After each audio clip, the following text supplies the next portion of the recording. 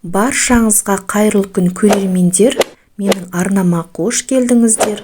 Бүгін сіздермен мерекелік дастарханға арналған, дастарханымыздың сәні мен көркін келтіретін хит болған алатау салатын бірге әзірлейтін боламыз. Ол үшін бізге алдын ала жуып алған салат жапырақтары қажет. Дәл осылай ұзынша көлемде турап аламыз.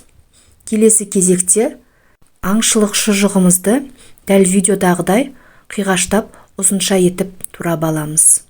Салатымыздың құрамы бойынша бізге ірімшік қажет. Ірімшігімізді де дәл осылай төртбұрышты формада турап аламыз. Сонымен қатар біздің салатымызға помидор қажет. Помидор болмаған жағдайда черри қызанағын пайдалансаңыздар да болады. Осылай ең алдымен бөліктерге бөліп алып, одан кейін төртбұрышты формаға келтіріп турап аламыз.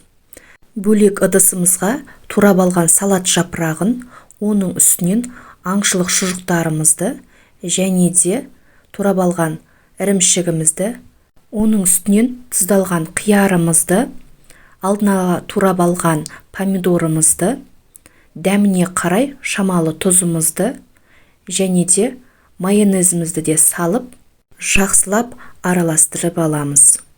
Салатымыздың құрамына қосқан тұзды қиярымызды кез келген дүкен сөрелерінен таба аласыздар. Дәл осы қиярды қоссаңыздар, салатымыздың дәмі қытырлап өте керемет болып шығады. Дайын болған салатымызды ыдысымызға салып, үстінен бір-бірінен ажыратып түтіп алған чечилімізді салып, дастарханымызға ұсынсақ болады. Дәл осы рецепт түрімен сіздерге де жасап көруге кеңес беремін. Салаттың толық құрамы мен мөлшерін описание бөлімінде толықтай жазып қалдырдым. Сонымен қатар каналыма тіркеліп, лайк басып және де өз пікіріңізді қалдыра кетуді ұмытпаңыздар.